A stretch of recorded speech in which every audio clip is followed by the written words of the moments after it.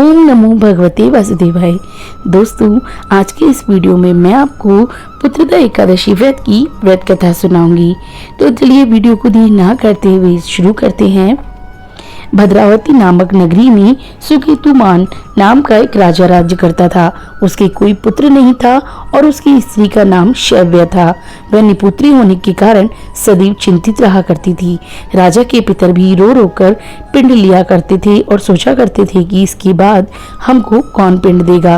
राजा को भाई बांधव, धन, हाथी, घोड़े, राज्य और मंत्री, इन सब में से किसी से भी संतोष नहीं होता था।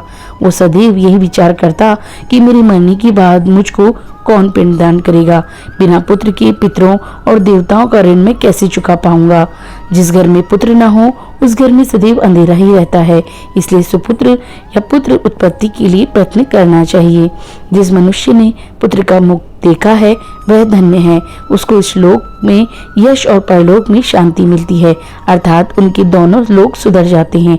पूर्व जन्म के कर्म से ही इस जन्म में पुत्र, धन आदि प्राप्त होते हैं।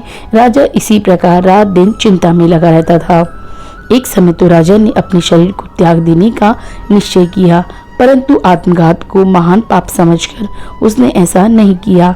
एक दिन राजा ऐसे ही विचार करता हुआ अपने घोड़े पर चढ़कर वन को चल दिया तथा पक्षियों और वृक्षों को देखने लगा। उसने देखा कि वन में मृग, व्याघ्र, सुअर, सिंह, बंदर, सर्प आदि सब भ्रमण कर रहे थे। हाथी अपने बच्चों और हथनियों के बीच घूम रहा है। इस वन में कहीं तो गीदड़ अपने कर्कश स्वर में बोल रहे हैं, कहीं उल्लू ध्वनि कर रहे हैं। वन के दृश्यों को देखकर राजा सोच विचार में लग गया। इसी प्रकार आधा दिन बीत गया।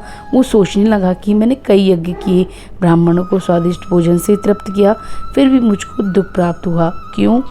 राजा प्यास के मारे अत्यंत दुखी हो गया और पानी की तलाश में इधर उधर फिरने लगा। थोड़ी दूर पर राजा ने एक सरोवर देखा। उस सरोवर में कमल खिले थे और सारस, हंस, मगरमच्छ आदि विहार कर रहे थे। उस सरोवर की चारों तरफ मुनियों के आश्रम बने हुए थे। उसी समय राजा के दाहिने अंग फड़कने लगे। राजा शुभ शकुन समझकर घोड़े से उतरकर मुनियों को दंडवत प्रणाम करके बैठ गया। राजा को देखकर मुनियों ने कहा, हे राजन, हम तुमसे अत्यंत प्रसन्न हैं। तुम्हारी इच्छा क्या है सो कहो। राजा ने पूछा, महाराज आप कौन हैं और किस लिए यहाँ आए हैं, कृपा करके बताइए। मुनि कहने लगी कि हे राजन, आज संतान देने वाली पुत्रदा एकादशी है। हम लोग विश्वदेव हैं और इस सरोवर में स्नान करने के लिए आए हैं। ये सुनकर राजा कहने लगा कि महाराज, मेरे भी कोई संतान नहीं है। यदि आप मुझ पर प्रसन्न हैं तो एक पुत्र का वरदान दीजिए। मुनि बोले, हे राजन, आज पुत्रदा एकादशी है, आप अवश्य ही इसका व्रत करें।